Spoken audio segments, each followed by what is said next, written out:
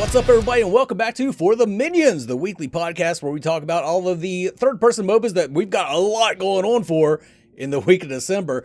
A little change of plans this time. My internet was down for about 4 days, so we did have no special guest, but we're still going to do the news and updates. I didn't do the poll, and then for the topic, we're just going to talk about all the stuff that's been going on and will be going on for this month. I am your host, the Mangoose. Joining me, as always, even on such short notice, is my friend and co-host Jellyknees. How you doing, Jelly? I'm fantastic, Mangoose, dude. I'm excited. You know, for years we've been like, if only we could get more information from these companies, and now everybody's giving information. It's like, wait, okay, hang on. I regret this. Slow it down, please. One at a time. Yeah, it seems like they all picked the same time to start pelting us with updates. 'Tis the season, I guess, man. Like, we even had something from Predecessor this week. We haven't had anything from Predecessor in like forever. So let's kick it off with the news and updates. We're going to start off with Fault this time because I think by the time that you're watching this, the Fault patch 14 should be out and should be playable, and hopefully it's going well. I can't tell because we record 2 days prior to the airing of this show, so hopefully everything went all right. But yeah, we got lots of updates for them. Like I said, the patch should be out. Before we even get to the updates, let's talk a little bit. Like, we were just talking before we even started it up. This patch 14 is kind of make or break for Fault. mm-hmm. And that's like, to me, I'm both optimistic and nervous about the patch at the same time. Where I'm like, I'm super excited because it's going to bring a bunch of good things. But if those good things are not good, then it's really, really bad. So it could go either way. I'm cautiously optimistic for them. Yeah, same here. Like I've said a million times now, when people judge Fault, they're judging their first release. They're not judging post-patch 13. I've been having so much fun with Fault post-patch 13, and I'm hoping that 14 doesn't just break everything, doesn't break all their progress. Hopefully it, builds upon what they've already made. If it's patch 13 with improvements, then I think they're going to be set, because I think this new patch will pull people back into the game, and if there's enough there, like the mastery skins and everything, to keep people engaged, they could reestablish their player base, and that's what they're missing right now. They just need people to be playing the game for it to be truly great. And when you're going with item updates, a map update, phase, the mastery system, the AI, like all of these things are just good player improvement things that help everybody along the way. So as long as phase is pretty balanced when she comes out, as long as like everything is in a workable state, right? And even if they have to tweak like the mastery numbers just slightly or whatever it is, being as workable as possible is going to be the best thing for them. And hopefully after as long as it's been since patch 13, all of it is in that workable state. Yeah. I think it will be. I think this is going to be a big turnaround for Fault. I think they're going to see some improvement. Will they overcome the other companies? Who knows? We'll know that maybe a year from now, maybe. But this will definitely be a huge improvement for Fault. Mm-hmm. But for updates, they let us know a couple of their different items that they were talking about. So we got the Demon Sword, which is 40 physical power, 400 health, 10 cooldown reduction, and reduces physical armor by 5% on basic attack, lasts 6 seconds, stacks 6 times, and once you have it fully stacked, every attack gives 15% lifesteal on the target. They've been releasing some really powerful items. This seems like the answer to Sevarog is what this seems like. Yeah, absolutely. It not only does it shred your armor, it's also going to give you lifesteal when it's at max shred. Yeah. Why? What? That is such a, like, armor shred by itself is really strong. Giving an additional lifesteal boost at the end, even more so, because now carries take this item consistently because they can get the best of both worlds. To me, this is the old Syndrome quote from Incredibles, is if everyone's super, no one is, right? And so they're just releasing these items where they can just be like, all of you are overpowered. Congrats. Like, whatever is going to happen is going to happen. Nice Incredibles quote. I see this making Chimera just stupid overpowered, especially in the late game. Like, I think Sevarog does. There needs to be something to address Sevarog, because I don't know if you've ever faced a good Sevarog that's well stacked before the late game. Oh, he's unkillable. Yeah, just it takes the entire team, and the whole time he's dealing a massive amount of damage too. So they do need something to answer Sevarog. This is a great answer for Sevarog, but like this is going to make Chimera stupid overpowered because he has that attack speed boost baked into his kit. He'll be able to stack up these stacks to 6 really fast so that they're shredded armor. He'll also be stacking his health regen, and then he's going to get 15% lifesteal on top of all of that.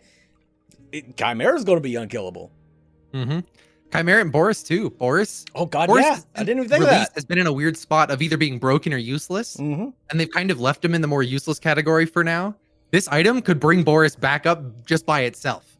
Right, you sniff somebody out. What is it you say? You snort the line of cocaine, and then you just rush at them. Yeah, and then you're mauling people with lifesteal, no less, and unstoppable, and all the other things Boris has. Like it could be the two of them. I think are going to jump back up and play rate.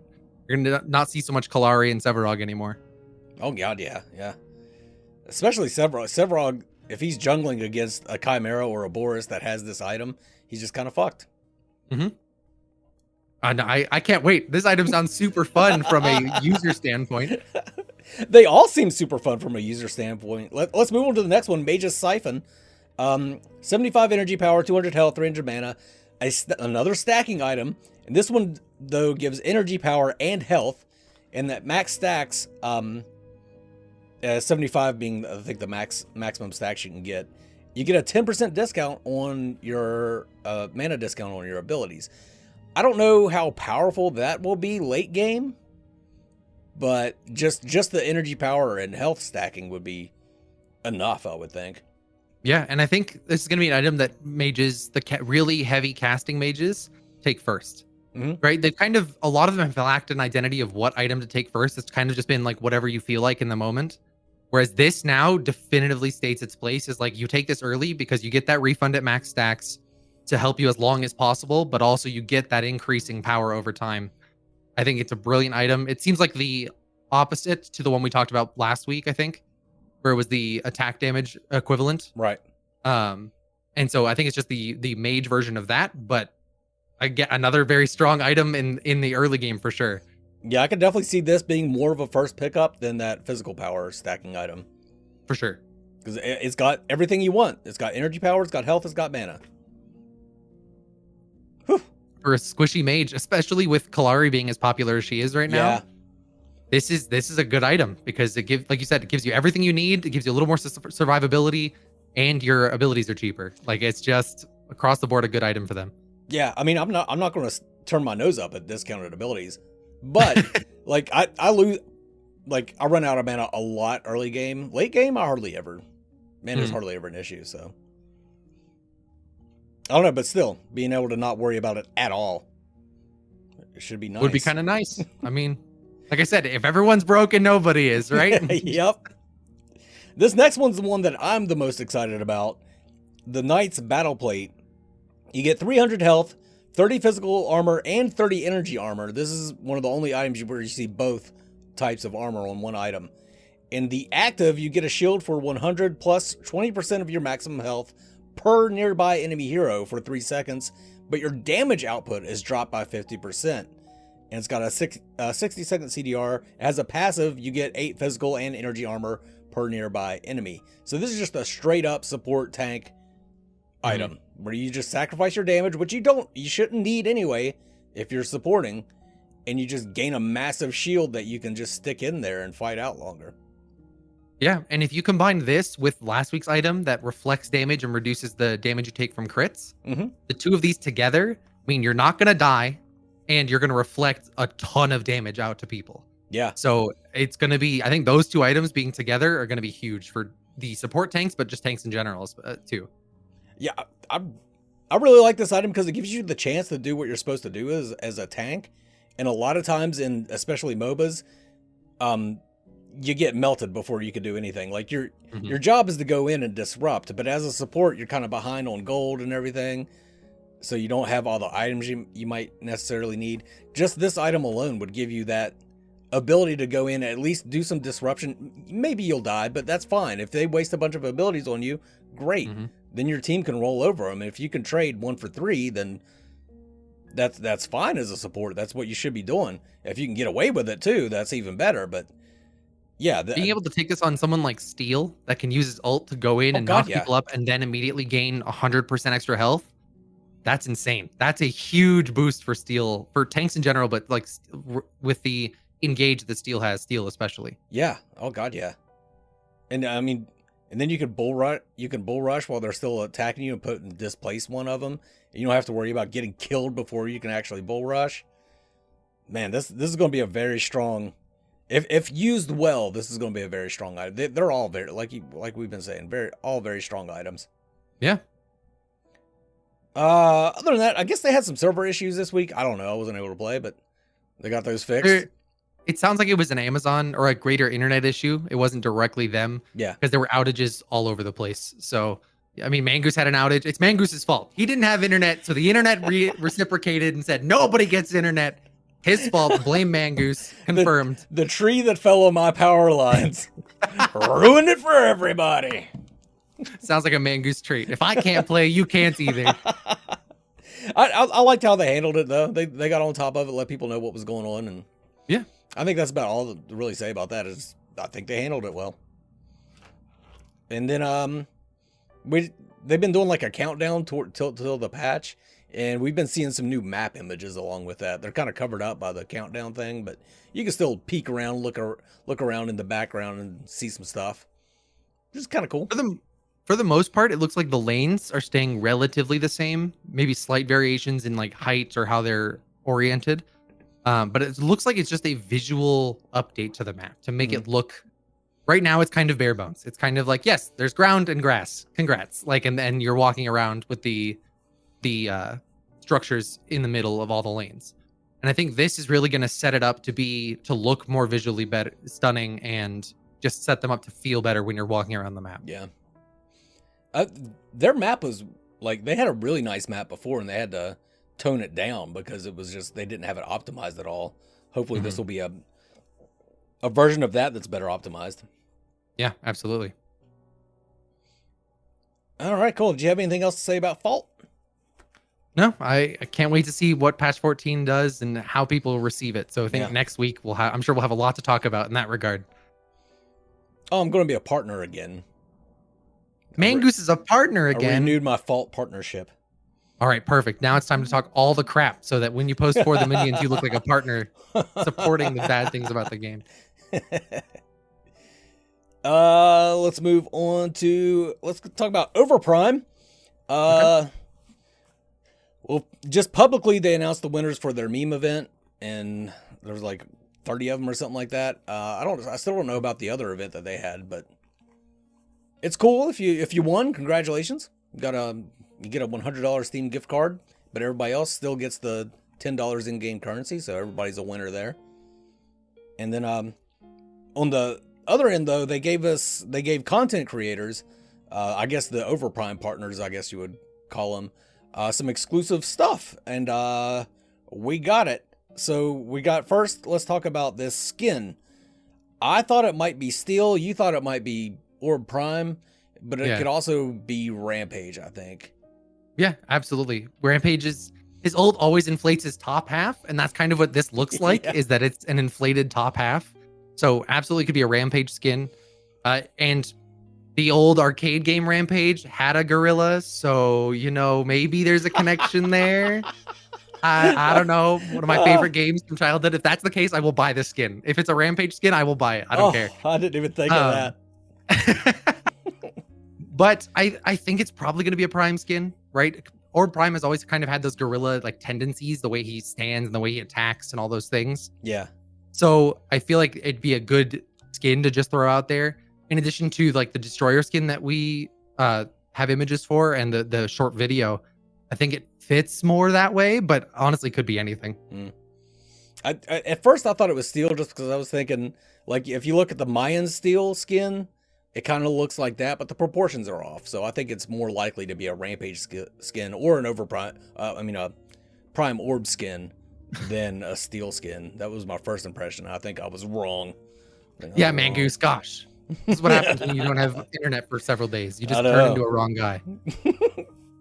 Speaking of that Destroyer thing, we got a new image of that. And then we got a little video of it beating the shit out of the ground, like 2 of them. It looks incredible. Yeah. Like the animations are solid. Like you feel the weight behind them. The visual effects on the claws look really nice.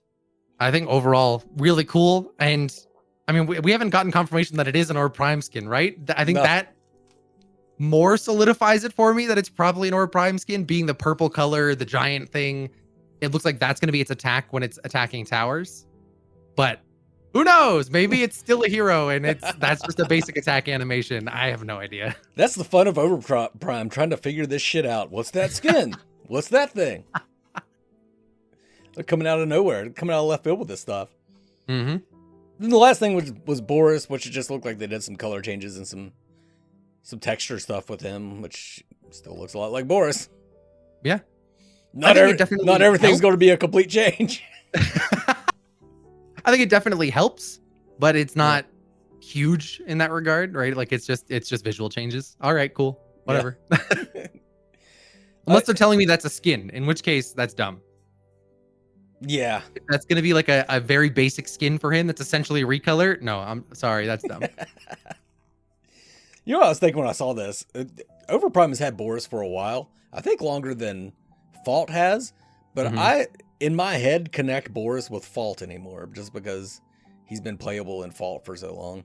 Yeah, and he was I do never too. Playable in Paragon. So I just think of him as a Fault hero. I mean, that's one of the benefits of having released him first, essentially, right? Yeah. Or more publicly first, is that you get the association with your game. But the downside to that, we've talked about in weeks past, is now every other Boris is going to be compared to Fault. Yeah. Be like, nah, they just did Boris better. Like, it's a double-edged sword. Oh, I don't know. We'll see. His kit was actually quite similar in between the two. Did you ever play him in Overprime? I did not. The only big difference, I think, is that he had a charge. Okay. On one of his abilities, where he would charge towards someone, gain more speed as he went, and then when he hit them, he would be stunned and they would be stunned. Like you'd both be stunned when you ran into him. All right, I could see that. That's kind of a cool idea. Yeah. I don't know if that'll stay. I don't know if that'll stick. I don't know if that'll be the Boris that they go with, but that's what it used to be. I don't know, man. Snorting cocaine Boris is kind of pretty fun. Not gonna lie. He is. Oh, let's move on now to Predecessor. I'm gonna make you wait for Ethereal. Predecessor, for the first time in forever, has got an update. It was just an image of the new map where they've been working on some map details. Looks gorgeous. I don't know what that's rendered at, but they were also talking about they're trying to optimize the game as well. So what'd you think of the map image? I think it's probably rendered at the highest resolution they can, so probably 4K at minimum. It looks incredible. I love the detailing, right? Like the leaves have definition to them, but they're not just blending into the background. The walls, you can kind of see the texture on them, and it feels good to look at. Like it's pleasing to look at. It's not too much. They hit a little chimera down in the like bottom corner somewhere, which was fun. Oh, did they? I didn't see that. Yeah, he's like hiding behind a wall, like peeking around. Like it's so weird, but overall, I think it looks incredible, and I can't wait to hear more about when we can play the game again. Why are we losing our minds, man, Goose? Creeper Chimera skin. I love it. Oh. I didn't see that at all. Give him a Freddy Krueger skin, man. We turn his axes into just long claws. Then he's just Malaya. You're not wrong, but oh, we should get a gender bender Freddy Krueger skin for Malaya. I'm down. I'm so down. Oh, and make it happen. Well, since we're already talking about Ethereal, let's move on to Ethereal. That's all we had from Pred was that map, really. Yeah. Not much out of you guys this week either. There was the Leah theme, which was amazing. It sounded for once it sounded exactly the way that I thought it was going to sound. This is a really good theme. It just encaptures the kind of like jungle vibe that Leah gives off, right? Being the heiress of the jungle, right? Like to me, that's the entire vibe. Listening to that, I'm just like, yeah, like I can get behind this. I could listen to this while running through the jungle 100%. Like it just fits really well. And it's got that It's got sort of jungle drums in the background and everything. Yeah, it's really... One of the comments I saw in the video, somebody said they could picture themselves flying along and listening to that.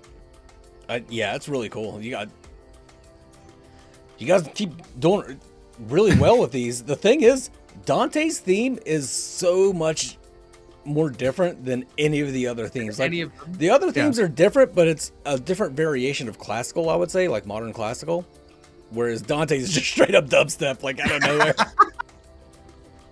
Dante's to me is like Dante mixed it himself. Yeah. Right? The others, like someone actually wrote for them and like presented to them. But Dante's just like in his castle, like just jamming out, trying to put something together. He's like, oh yeah, Dante style, right? Like 100%. I can see Dante doing that. That's the best part. Yeah, it's pretty cool. I loved it, just like I've loved every single theme that's come out from you guys.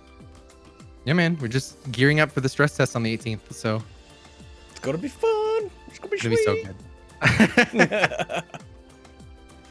And all right, let's move on. Popularity poll, we didn't do it this week. That's gonna bug me forever too. That I have a hole in my Here, wait. stats. Let me just make up the stats. Ethereal 99%. Oh yeah, right. Everybody else sharing the 1% remaining. Wow, what a great popularity. Oh wow, poll, look at that. I think you definitely should keep that one in your records. Like, what happened this week that Ethereal popped up to 99%? That's crazy. Ethereal promised everybody a gold bar if they voted for them. A gold bar. I wouldn't even know what to do with a gold bar. I don't think anybody would. They'd just be like, I now own a gold bar. Thank you. Like, where do I get money for this? Oh shit. So all right, let's recap what's been going on and what is happening this month. So this month we got the long-awaited patch 14 from Vault. Mm-hmm. We've got Ethereal's stress test, second stress test on the 18th. Mm-hmm. And then we're pretty sure that something's going to come out of Overprime this month. So yeah, I mean, according to their whatever timeline they released several months ago, they were saying that Q4, here we are. This is Q4. So yeah, but they still have a ways to go in Q4. But the word on the street is that something's coming out this month, like whether that be the actual release of the closed beta or if that's like a free alpha weekend or something like that. I have no idea. You would think I would know, being in their inner circle, but I don't. Gosh, man, Goose, how dare you not know things? I know, right? But yeah, I mean, and maybe we'll get something from Predecessor. They've said it 100 times at this point with every announcement they've made since their last stress test. Like, we'll share more details soon. One month later. Starting to feel like Ethereal in that regard of like, yeah, soon things are happening, right? Like, it's because their map teaser said the same thing of like, we'll share more. We're excited to share more details soon. Meaning this month, like everybody else, because so it's that could be a meme. Wait for them. All Predecessor updates are just the SpongeBob several hours later. Perfect. Oh yeah, but I mean, it would be nice if something came out of them because, like we said, their last, excluding their last stress test, everything that's come out of them has been fucking amazing and just super fun to play. It's so weird that stuff is actually moving. You know what I mean? Seriously. I mean, that's kind of why you restarted For the Minions as a whole anyway. Yeah. But to think 2 years ago, I was on For the Minions, and that was For the Minions like 48. Yeah. Right. And so that's 3 years ago you started doing the show, and now we're finally getting updates consistently from almost all of these companies. And the games are actually releasing. Like when I started like tracking these, like what, 2018 or some shit? Yeah. Like I thought it would be like 2 years and we would have something. Here we are. Because like Pred was saying, oh, we're gonna have an alpha in March, and like Core was like, oh, our alpha is April 26th. And like the Pred, they did have their alpha. It like the game shit the bed, which is fine because they, that's what they wanted. They wanted to find out what they needed to improve. But I didn't expect it to be so goddamn long between that alpha and then the next one. It was like a year before we saw anything from Pred again. And then Core just completely shit the bed, and we haven't seen nothing from them, just an announcement that they're not going to be even using the Paragon assets anymore. Which was like over a year ago, and I haven't heard anything since. Yeah. So it was weird that I had my hopes up, everybody else had their hopes up. We're all thinking like, oh, this is going to be sweet, and it's coming so soon. Like, look at all the progress they're making. And it's now, this December of 2021, that shit is finally moving. With the exception, of course, of Fault. Fault did release like over a year ago. July. They kind of came out of nowhere with theirs. But like, this feels like a new era for Fault. Like, this feels like it's as much of a release for Fault as it is for Overprime and Ethereal. And it feels like, in a good way, for us, the gamers, right, and the consumers of these games, is that they're all pushing each other, right? I think the reason we're seeing so many announcements all at the same time is because all of these games are starting to push announcements. So, right, you see it all the time that one game will make an announcement, and then like the next day or 2 days later, suddenly all the others make an announcement. It's like, this is fishy. Okay. Something doesn't add up. I know every time I post an Ethereal announcement, I like twiddle my fingers and wait, because I know I'm like, someone's going to do it. Someone's going to post an announcement too. Like, it just one of those things that we're seeing the trend of. And so I think they're all pushing each other to release more information and give more back out to their communities. And that's kind of the benefit from our end of them not, like you see all the time the comments about they should just all merge into one company. Well, the benefit from our end of them not merging is that they are going to compete and try and create a better and better product just to outdo the others. So speaking of, though, actually, Mangoose, I want to get your opinion on something. This week, I was hearing from multiple people in the Pred Discord that Predecessor does not consider Overprime a competitor or a MOBA. That one of their mods was saying this in their Discord, that Overprime is not considered a competitor or a MOBA. That was in the Predecessor Discord? Yeah. You know what? They got swagger, and they have every right to be, because the vast majority of the old Paragon refugee community is behind Predecessor, but they need to, and well, Smokey has been saying from the beginning, he never looks at anybody as a competitor. He's just trying to make his own game. But goddamn, they really need to take Overprime into consideration when they're doing anything, because like we've said before, they need to look at these other companies as competitors, or else they're going to lose the race. They need to do something. And Overprime has definitely stepped up, and they are a competitor. Maybe 100%. They're not a traditional MOBA, maybe they're not exactly like Paragon was, but they're a competitor. They're in this space, and they've been making huge moves. It's just been a deluge of information from Overprime recently, and like everything is kind of base. Like all their stuff that they've released, that's just base. Like that's going to improve from what it is now. Like, yeah, they really need to. They can't be sleeping on anybody. They can't sleep on Fault. They can't sleep on Overprime. They certainly can't sleep on Ethereal. Overprime and Fault and Pred pulling different sides of the Paragon refugees, but that's still pulling from the same base. That's not something they can just ignore. They can't say that, like, because they're pulling different people, we don't have to worry about them, because all it takes is a flip of a switch and they start pulling your people, right? And so you have to consider that, because they're almost the same as you are, right? Different speed, slightly different feeling. But otherwise, like I said, a flip of a switch and they could easily start pulling those people across. I have a theory I've been working through in my head too. I think a lot of people, I've said this before, they remember themselves being way better at Paragon than they actually are, and they're out of practice. I think a lot of them came into Fault thinking that they were going to kick ass, and then they just got their shit kicked in. They're like, well, this game sucks. I know I'm better at Paragon than this. So they just abandoned Fault. Then they're going to move on to Overprime, get their shit kicked in. Oh, this game sucks too. I can't wait till Pred comes out. Then Pred's going to come out. They're going to get their shit kicked in. They're going against the Jellyknees combo in Predecessor. They're definitely gonna lose. Yeah, especially if they don't ward. Shots fired. Yeah, it's. I think that's one thing that's going to happen, but even more so, like I've said, I keep saying that over and over throughout this entire show. I need to I need to stop saying that. Like I've said before. Like I said. Back in my day when Paragon first shut down, and I was the only one That's why you tracking got the this young shit. blood here, Mangoose. I got to keep you in line. But no, the community shifts. The community shifts. Everybody was all about core. Nobody give a shit about Predecessor. And then everybody cared about Predecessor. Nobody gave a shit about core.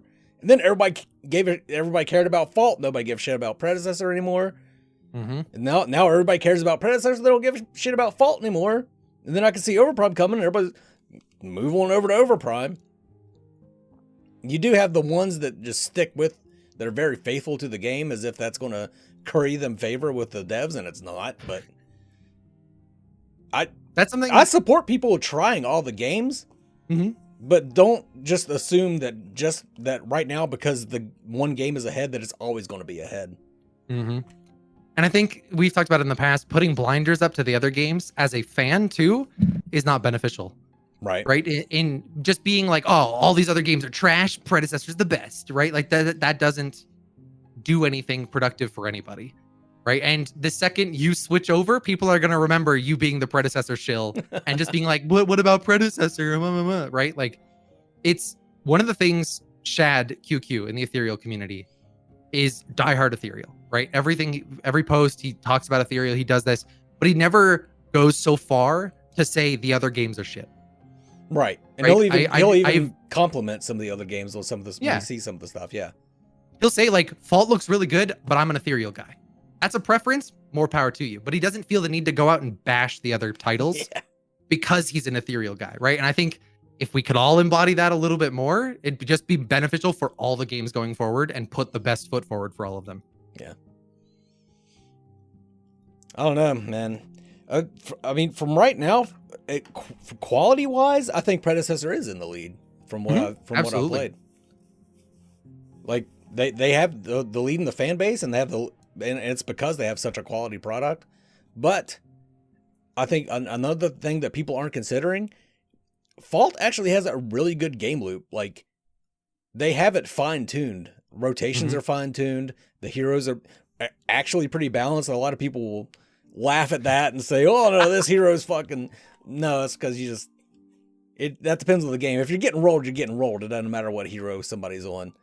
But yeah, they've had a lot more time to adjust their game to what it needs to be. So I think people need to take that into consideration, that Fault may just be far more balanced than Predecessor for a while. I'm not saying that Predecessor won't catch up, and they probably will quite quickly, but like we've seen from the Predecessor their first iterations that ADCs were just stupid overpowered. Like, people were taking ADCs in whatever fucking lane they wanted and dominating with them. Yeah, and absolutely. That's something Fault has had time to pare down, and so that an ADC feels powerful enough early game that they don't feel weak, but they're also not just 3-shotting people like from level 1. You mean triple grenade twin blast is not okay? Well, okay. See, yeah. That's a great example. They learned that they can't just have him be able to spam all 3 grenades at once, and now there's a delay in that shit. Like, and that's all those patches add up. Absolutely. And the big thing that is yet to be seen from any of these games outside of Fault is, what does the game feel like to play after your rose-colored glasses are removed? Right. Because Predecessors only had weekends, and you've seen by the end of those weekends, people starting to lose those glasses and starting to have realizations about, like, the carries are not balanced, the itemization's not balanced, these items are inherently broken, useless, whatever it is, right? That starts to come off, and that's only after 3 days. So when the game is playable in a much longer extent, that they have to combat that, and they have to combat the fatigue that sets in after it's not that new feeling all the time. Right. I have full confidence in Omega that they'll be able to address that quickly, but again, they're behind. They're behind Fault as far as that sort of thing goes. They for every patch that Fault has had, they're on 14 point something right now, and they've had 13.6 and 13.7 and 12.14 and whatever the fuck else they've had. Those were all things that they realized were wrong with the game, and then they fixed it. So Yeah, their game absolutely. is in a very good state right now. And with patch 14 coming out, people are going to start playing it, and they're going to start realizing that Fault's no joke. Yeah, they have over a year's worth of consistent play that they've learned from, right? And none of the other companies have that right now. Yeah. A lot of people don't realize, like, when I put out shorts, a vast majority, about 90% of the shorts that I put out are from Fault, but they all think it's Paragon. They think it's old Paragon clips. Like, no, it's Fault's that good that people are fooled into thinking that it's Paragon. Yeah, absolutely.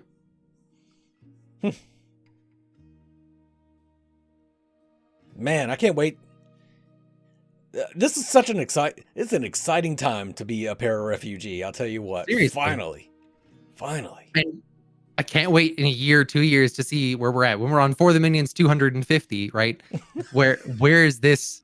Where are we going to be at? Like, who's going to be the reigning title? Who's going to have the best feeling? Who's going to, like, all of these things are going to be so different in 2 years if they're all getting ready to release right about now. Somehow Phoenix Rising's back on top and like another 2 years. Like, what the fuck happened? Dude, I mean, after the last couple of years, Vegas, you never know. No, you really don't. Oh God, you really don't. I was starting to really think that Ethereal was never just ever going to come out, and I was starting to be very fucking depressed about that. There were so many alpha dates that were missed, and then so many reworks and everything. I was like, this game's just not going to fucking come out.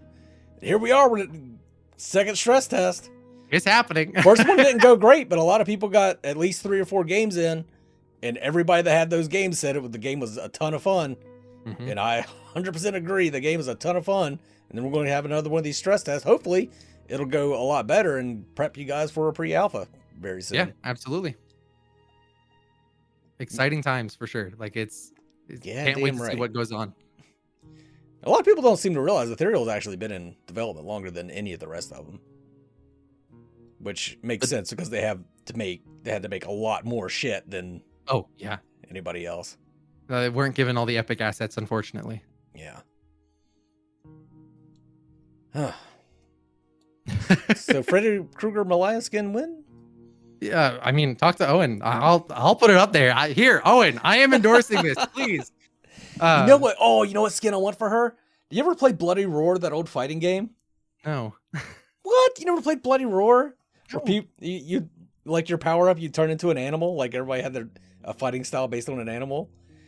One guy was a mole and he had giant hands with claws. I want that skin. You want a mole Malaya skin? Yes. Yes, I do. All right.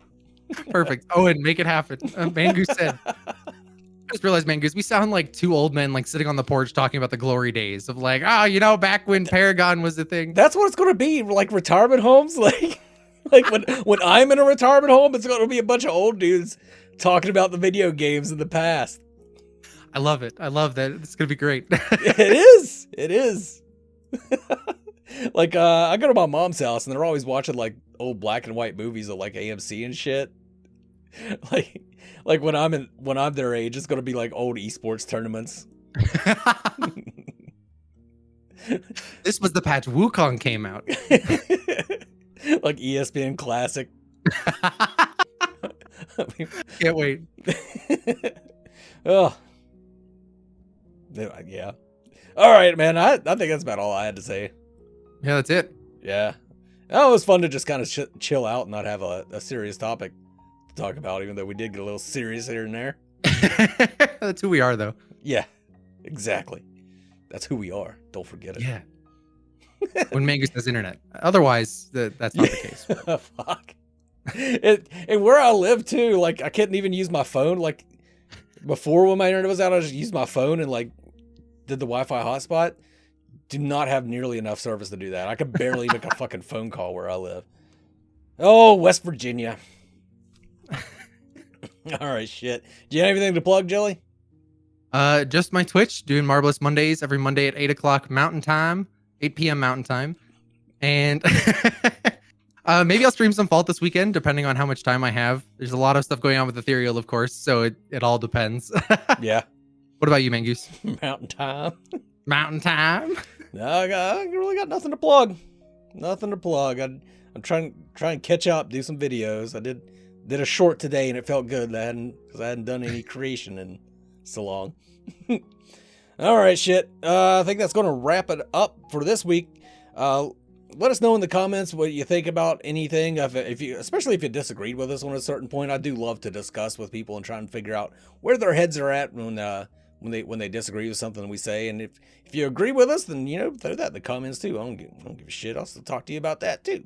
But and again, if you do want to co-host, I know this one only had the two of us, but I do want to have co-hosts. And if you, like somebody was saying in the comments, Demon was saying that they didn't think that they were prepared to really talk about these games, but I've got guests scheduled out for 2 months. If you ask me now to be on the show, you got about 2 months to catch up. So unless everybody cancels, but yeah.